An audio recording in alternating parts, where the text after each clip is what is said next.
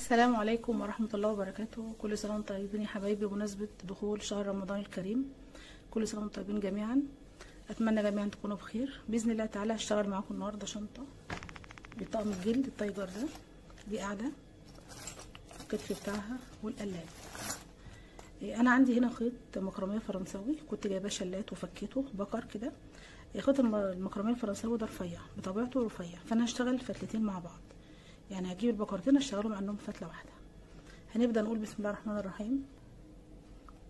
هشتغل بابره مقاس رقم 4. هنا انا وصلت كده الفتلتين مع بعض ربطتهم.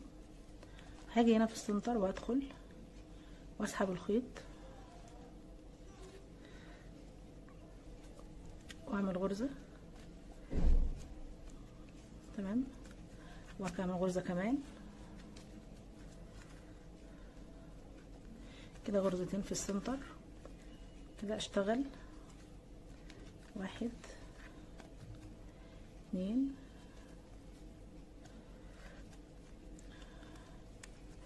هشتغل اتنينات، كل فتحة اشتغل فيها غرزتين 2 حشو.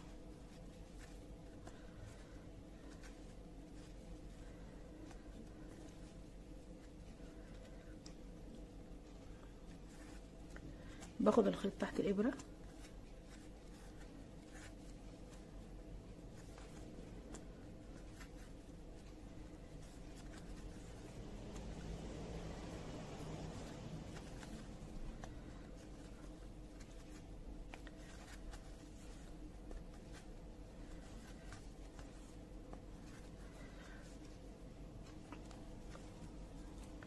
هكمل لاخر الدور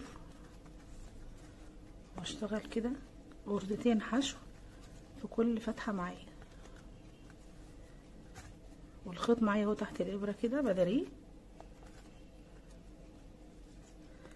لغاية ما اخلص السطر كله.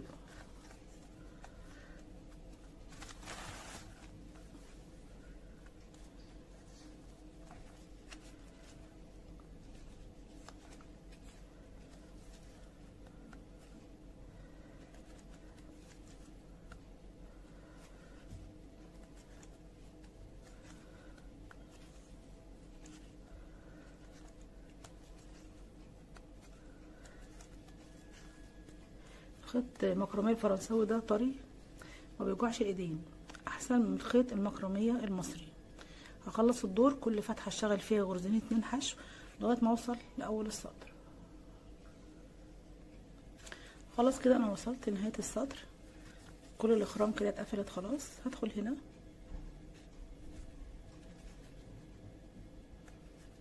تمام وارتفع غرزة واحدة بس، واركن كده السطر ده على ما اقفل باقي الاخرام.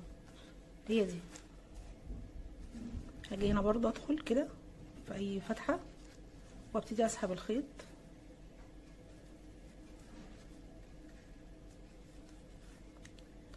غرزة اهي، وادخل في اللي بعدها الغرزة اللي بعدها واسحب الخيط واطلع منه.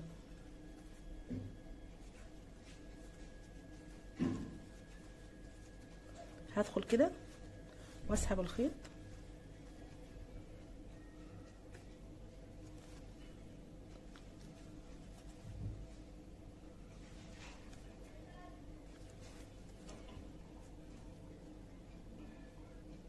دي غرزة سحب او غرزة منزلقة. بدخل كده في الغرزة دي اللي قدامها واسحب منها واطلع علشان اقفل الفتحات دي، شايفين اهي. هشتغل كده لغايه ما اوصل لاخر الدور، وبعد كده اقص الخيط ونرجع نكمل الشنطه بتاعتنا ونشوف الغرزه اللي احنا هنشتغل بيها الشنطه بتاعتنا. الخيط المكرميه الفرنساوي ده بيبقى الشنطه بتاعته طريه، ما بتبقاش ناشفه ولا ماسكه نفسها. ممكن تبطنيها ببوري او بشبك زي ما انت عايزه، ولو عايزاها طريه سيبها طريه، دي حاجه ترجع لك انت. بس احنا هنبطنها ونركب لها جيب من جوه ونركب له سوسته.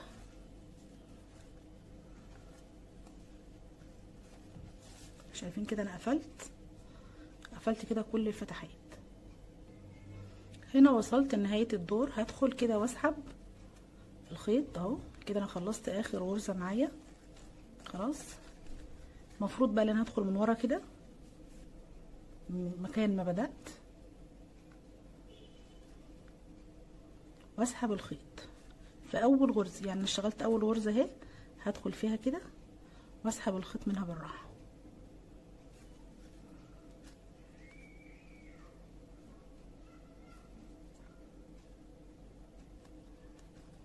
كده. خلاص انا سحبت الخيط،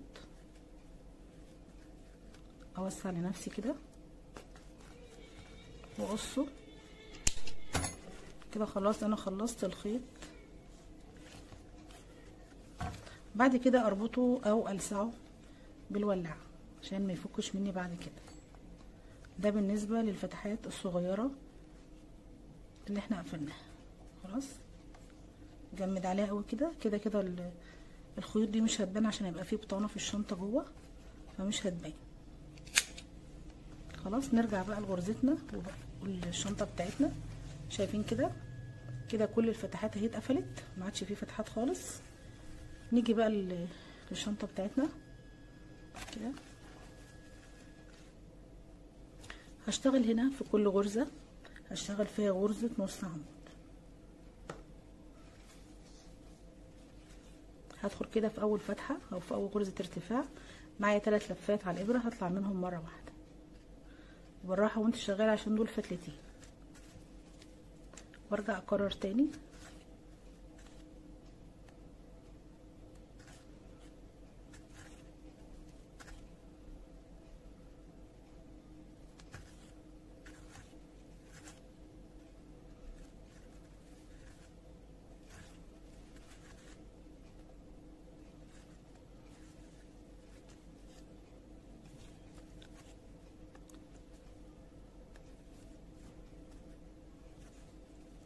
اشتغل الدور كله غرز نص عمود لغاية ما اوصل لنهاية السطر.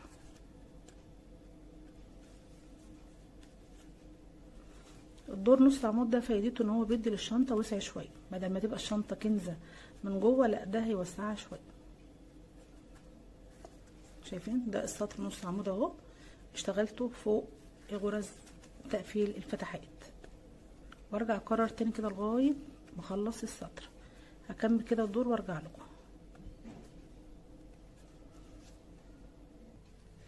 وصلت لنهاية الدور، هدخل هنا كده في اول غرزة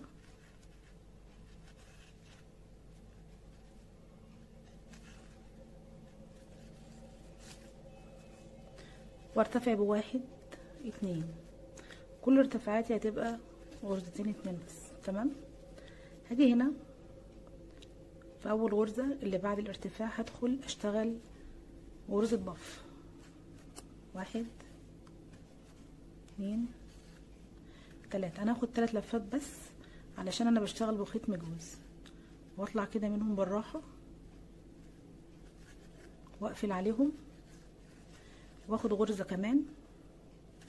وبعد كده في نفس الغرزة هشتغل كمان غرزة بف. 1 2 3. واطلع منهم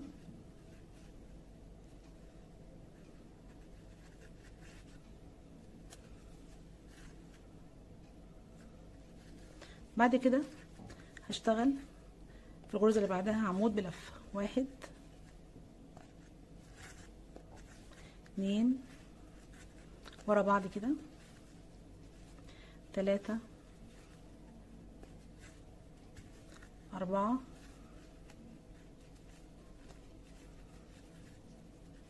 5 6. بعد كده هشتغل تاني في الغرزة اللي بعدها غرزتين بف. 1 2 3 واطلع منهم، وبعدين اخد سلسلة وارجع اشتغل غرزة البف التانية في نفس الغرزة. 1 2 3.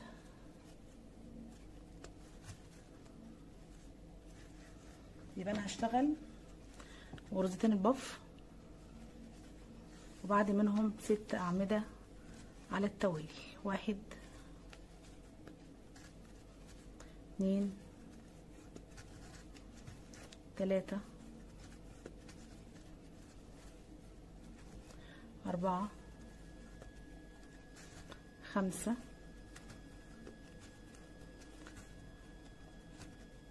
6. بعد كده غرز البف 1 2 3 واطلع منهم واقفل عليهم بغرزة وارجع اكمل تاني في نفس الغرزة. ده بالنسبة للسطر الاولاني، لان السطر التاني هيختلف بعد كده. خلاص هخلص وارجع لكم. خلصت السطر، هدخل هنا في غرزة ارتفاع واسحب منزلقة، وزي ما اتفقنا هيبقى ارتفاعاتنا 1 2 بس. هندخل هنا هنلاقي اول حاجة تقابلني هنا غرزة السنبلة اللي هي 2 بف. هشتغل برضو نفس غرزة البف 2 3 واطلع منهم واعمل غرزة بينهم وارجع اعمل غرزة البف التانية 1 2 3. تمام كده. كل الغرز العمود بلف اللي انا اشتغلته ده اللي هم 6 اعمدة هشتغلها كلها غرز عمود خلفي، ودي اللي هتبقى الغرزة الرئيسية بتاعت الشنطة. يعني هاجي كده من ورا هدخل واخلي العمود تحت الابرة واسحب واطلع من اول لفتين وبعدين اطلع من اخر لفتين وارجع اكرر تاني. هاجي كده من تحت واسحب الخيط عمود خلفي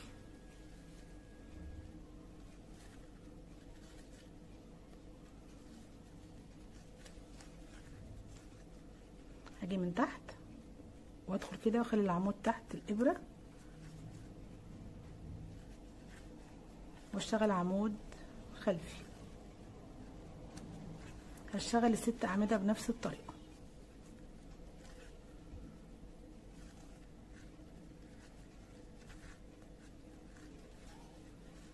بعد كده هتقابلني غرزة السنبلة اللي هي غرزتين البف. هدخل اشتغل فيهم 1 2 3 اهو، واطلع منهم كده بالراحة واخد غرزة بينهم وارجع اكمل غرزة البف التانية 1 2 3. بعد كده هكرر تاني 6 اعمدة دول هشتغلهم غرز عمود خلفي، ودي زي ما قلت لكم تبقى الغرزة الرئيسية بتاعت الشنطة. هطلع بارتفاع الشنطة كله بغرز عمود خلفي، طول الشنطة هيبقى كله كده نفس الغرزة. اشتغل غرز البف وعمود خلفي.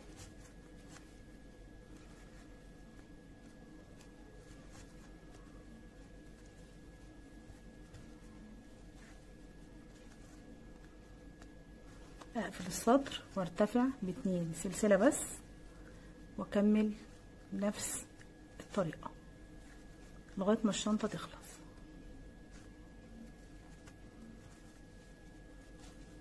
طبعا شكلها مش هيبان غير لما الشنطة تكبر، هتلاقي الغرزة بتاعتها شكلها حلو قوي.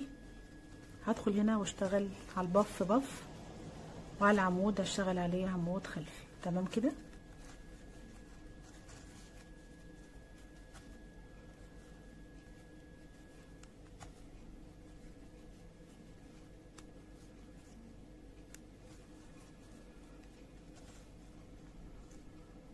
هنزل تحت كده من ورا كده واسحب كده الخيط بالراحه واشتغل. اجي كده من تحت واقوم داخله كده واسحب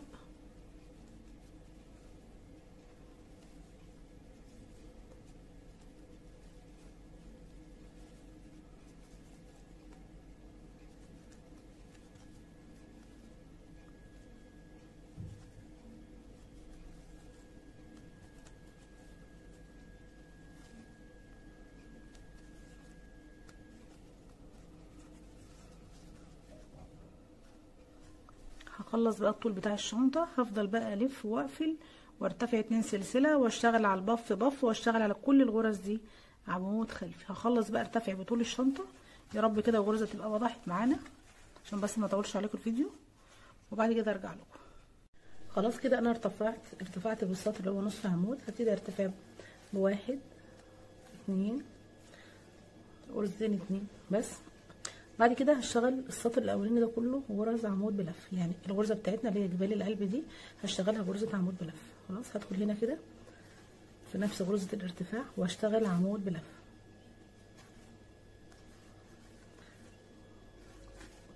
على التوالي كده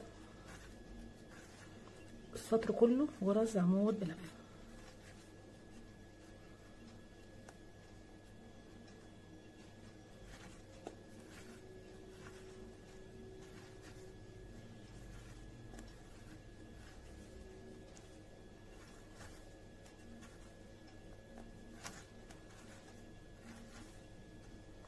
الغرزة دي هتبقى تكرار لسطرين اتنين. اول سطر عمود بلفة والسطر التاني هيبقى غرز حشو وبالتبادل مع بعض. تمام كده. خلص السطر عمود بلفة ده كل الغرز اعملها بلفة، وبعد كده هرجع اشتغل معاكم السطر اللي هو غرزة الحشو.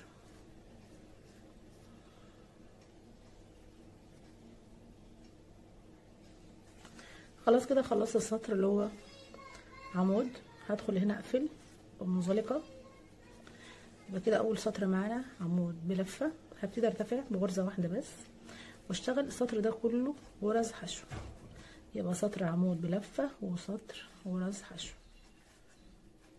ده كده التأسيس بتاع الغرزة بتاعت جبال القلب.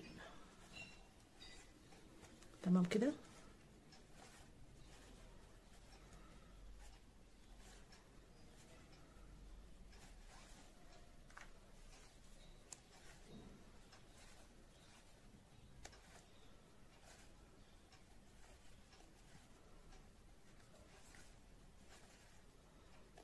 خلص بقى السطر بتاع غرزة الحشو ده وارجع لكم السطر التالت هنعمله مع بعض ازاي.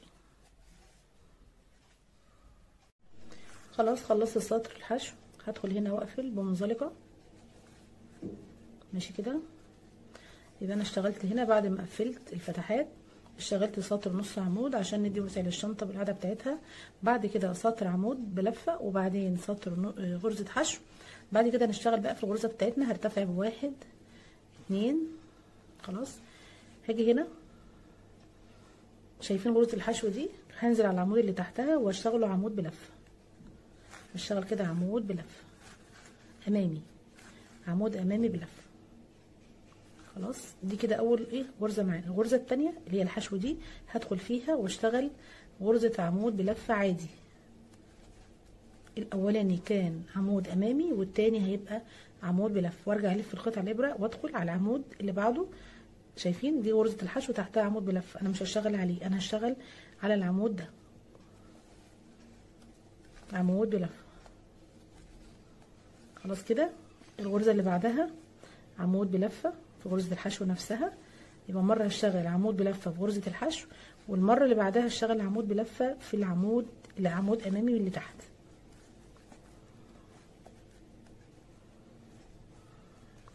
ده عمود امامي.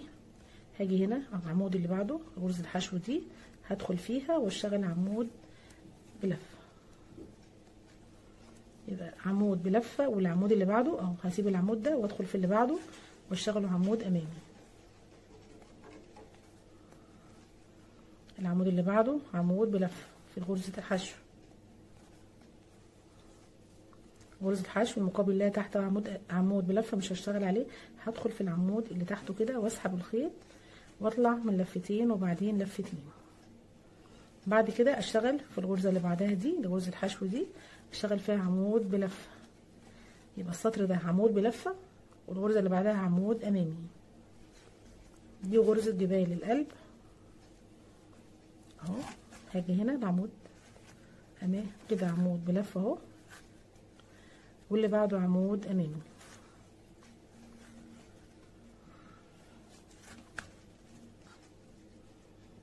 شايفين شكلها اهو. يبقى عمود امامي.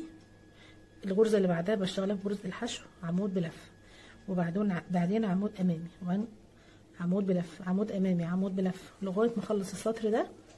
خلص السطر ده بنفس النمط هرتفع بقى في نهايه السطر بغرزه واحده ارتفاع، واشتغل السطر كله حشو، يبقى سطر حشو والسطر التاني عمود امامي وعمود بلفه. كده هشتغل هنا عمود اهو، عمود بلفه اهو، اللي بعده عمود امامي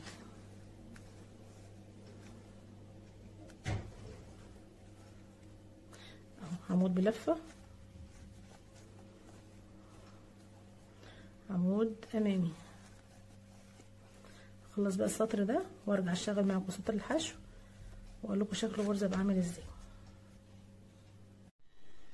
خلاص كده خلصت السطر، هدخل كده اقفل هنا في غرزه الارتفاع دي،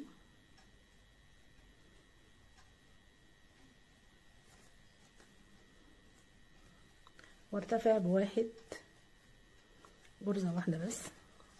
خلاص انا كده خلصت السطر، العمود الامامي والعمود الملفه. هدخل اشتغل في كل الغرز دي غرز حشو زي ما قلنا كده، واتفقنا ان يبقى سطر حشو وسطر غرز عمود بلفه وعمود امامي.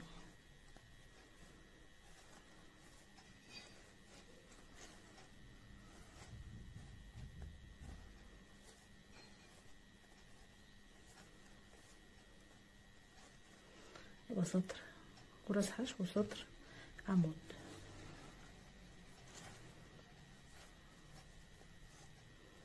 كل دي غرز حشو.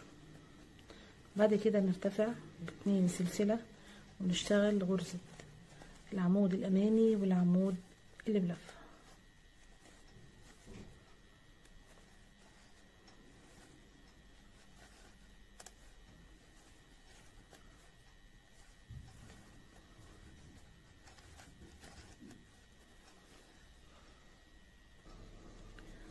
خلاص كده السطر الحشو خلص، هقفل. هرتفع بواحد اتنين، هبص هنا اشوف كان اخر عمود هنا كنت انا عاملاه، اول عمود عاملاه هنا كان عمود امامي. خلاص هدخل انا هشتغل في ده عمود بلفه، اول غرزه هشتغل عمود بلفه. خلاص هاجي هنا، شايفين العمود ده اللي هو كان عمود بلفه في السطر اللي قبله، هدخل كده واشتغل تحته عمود امامي. خلاص بعد كده هشتغل هنا عمود بلفه،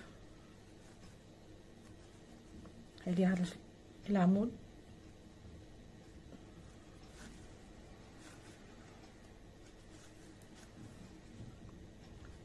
شايفين اهو، هدخل هنا كده اشتغل عمود بلفه مره كده عمود بلفه، واجي هنا على العمود. شايفين هنا كان العمود الامامي ده اللي في السطر اللي تحت، لا انا هسيبه واشتغل في العمود اللي هو بلفه اللي هو زي ده كده، هشتغل عليه عمود امامي كده، هنزل تحته واسحب الخيط واشتغل عمود امامي.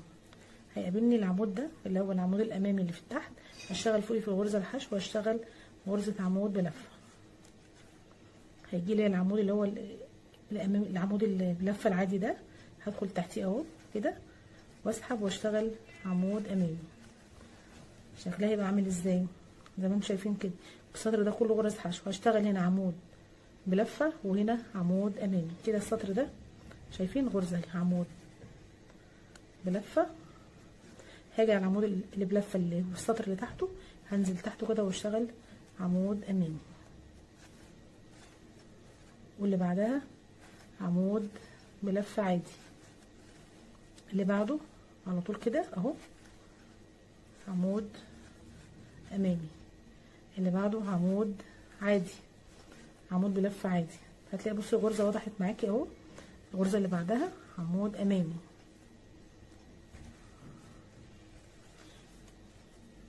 يبقى الغرزه بتاعتنا اهي زي ما قلت لكم. بعد ما نخلص غرزه الحشو هشتغل عمود امامي على العمود.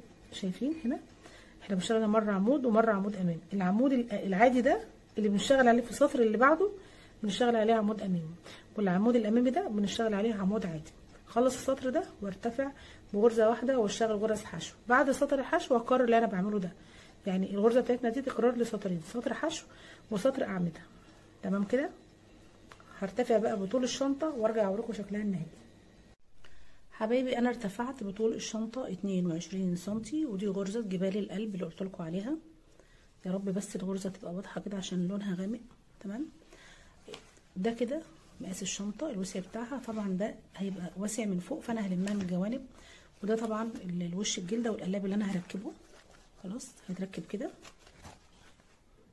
لكن انا هلم الشنطه من الجوانب. يعني هعمل كده، هدخل كده الجنب ده هنا والجنب التاني ده برضو كده. خلاص هلمها كده من الجوانب والف عليها بغرز حشو عشان اثبتها. وفي نفس الوقت الخيط ده مكرميه فرنساوي. هي الغرزه سميكه وحلوه، لكن بتبقى الشنطه طريه شويه، بتبقى عايزه حاجه تثبتها. فانا هنا جبت لها بوري وقصيته على قدها. ده البوري اهو. هدخله بقى في الجنبين، يعني هدخل الجنب كده هنا واثبته بالخيط عشان ما تبقاش من هنا زي ما انتم شايفين بالشكل ده. انا عايزاها مفروده. انا مدخلاها هنا من الجنب كده وبالخيط والابره وخيطها عشان تبقى مشدوده. تمام. وده الجزء الثاني، القطعه الثانيه اهي هركبها في الناحيه الثانيه. تعالوا بس نقفل كده الجوانب مع بعضها وبعدين نبقى نركب البوري مع بعضه. خلاص كده.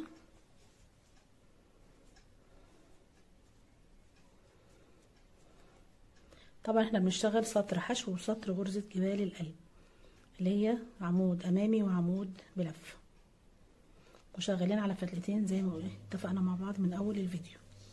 خلاص هاجي هنا هشتغل كده غرز حشو لغايه ما اوصل للناحيه دي. هرتفع هنا كده بسلسله واحده واشتغل هنا في كل الغرز دي غرز حشو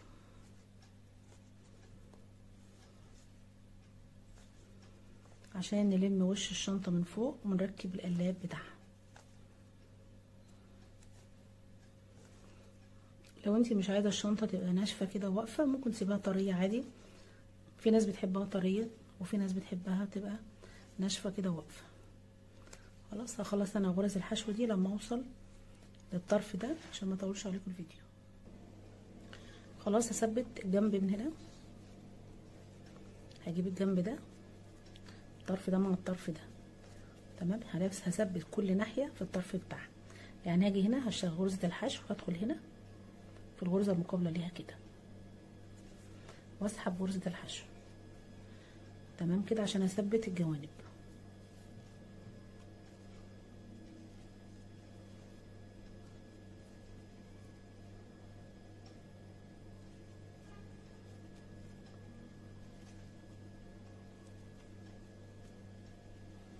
واجي هنا على اخر غرزه دي هقوم داخله هنا. شايفين الناحيه التانية دي هدخل فيها انا اهو الطرف ده واسحب الخيط كده واشتغل غرزه حشو. يبقى انا ثبتت الجنب ده والجنب ده. هلف كده الشنطه. خلاص هلف الشنطه اهو واقوم جايبه الطرفين دول. شايفين الطرف التاني ده اهو. هدخل هنا كده الطرف ده مع الطرف ده. يبقى انا كده ثبتت الشنطه من الجوانب وغرز الحشو برضو. غرزه اهي مع التانيه.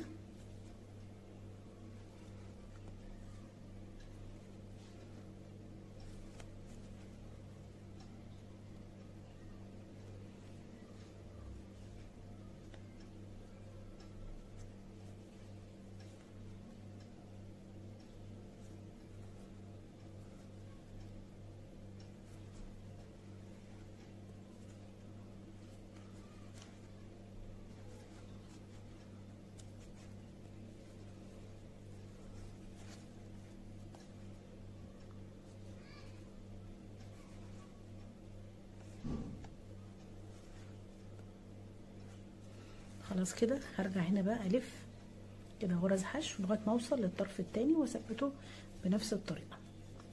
انا كده جبت الطرف على الطرف اهو. شايفين كده. خلاص كده والناحيه التانيه هتبقى زيه. خلاص وصلت نهايه السطر غرز الحشو.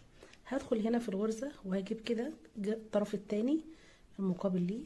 تمام. وهدخل هنا كده احط الجنبين على بعض واسحب كده الخيط واطلع بغرزه الحشو وارجع اكرر الغرزه التانيه الاخيره دي برضو كده عشان ابقى قفلت الجنبين. انا كده قفلت الطرف ده وارجع اشتغل غرز حشو هكمل السطر كله غرز حشو لغايه ما اوصل للطرف التاني. كده انا لميت الطرف ده اهو، شايفين، ومراحه الناحيه التانية وقافله من الناحيه دي.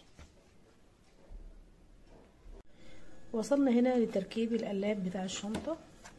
شايفين ده الكنار وده القمر بتاع الشنطه. انا هجيب هنا القلاب الجلد ده واحطه هنا كده مظبوط على اول الطرف غرز الحشو دي اللي في الاول كده، هي دي تمام. وابتدي احطه كده واثبته.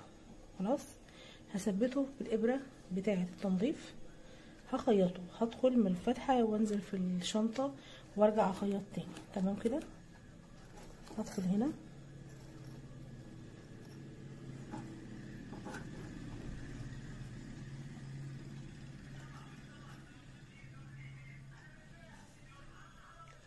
في اول غرزه،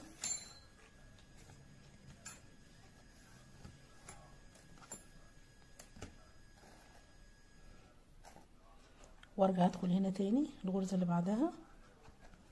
تمام. وابتدي اخيط خياطه عاديه خالص اهو. هدخل تاني كده من تحت واسحب الخيط.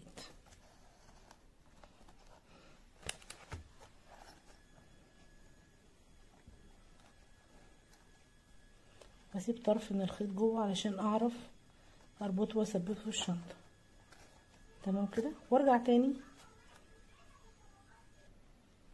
هخلص التثبيت من الاخرام ديت. خلاص وارجع له. خلاص كده انا ركبت القلاب بتاع الشنطه وخيطت اهو. خلاص كده خياطه عاديه خالص اهي بالابره، بس انا عملت الخيط مجوز عشان يبقى قوي ويبقى كويس. تمام كده انا خلصت الخياطه. هقص الخيط كده منضفه، لكن قبل ما اركب البوري بتاعي علشان شايفين الشنطه عامله ازاي فيها تنيات، لان الخيط ده بتاع المكرميه المصري الفرنساوي بيبقى طري مش ناشف زي المكرميه المصري او خيط السلسله. فانا هعمله دعم، هدعمه بالبوري. لكن قبل ما اعمل اركب البوري جوه، عايزه بس اركب القلاب ده القفل ده الاول عشان احط عليه تمام كده البوري كده مظبوط في النص اهو. هو كده في النص اهو. خلاص مكان ما اتحط، شايفين اهو.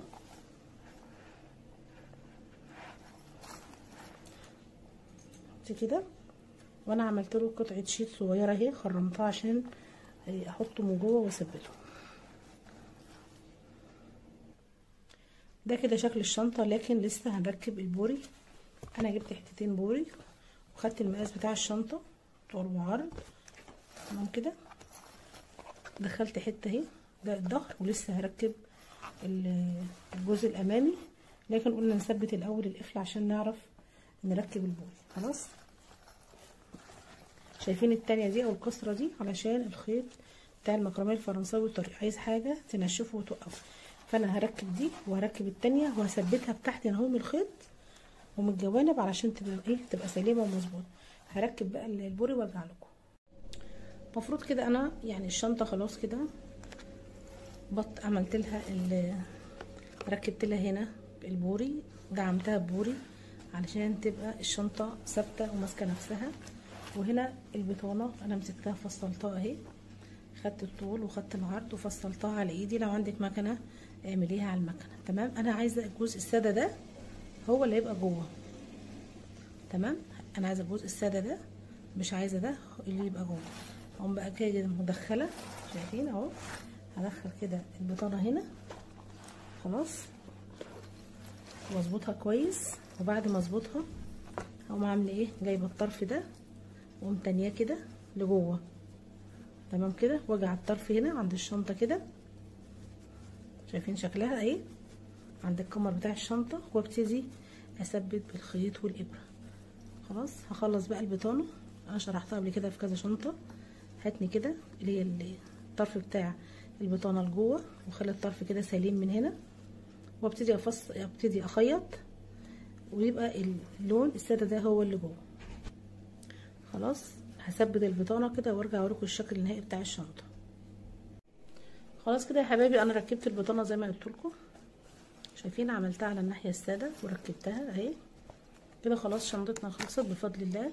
يا ريت بقى ما تنسيش تشتركي في القناه وتفعلي الجرس وتسيبي اللايك، واتمنى طبعا الفيديو يعجبك ونور رضاكم. شايفين. والسلام عليكم ورحمه الله وبركاته.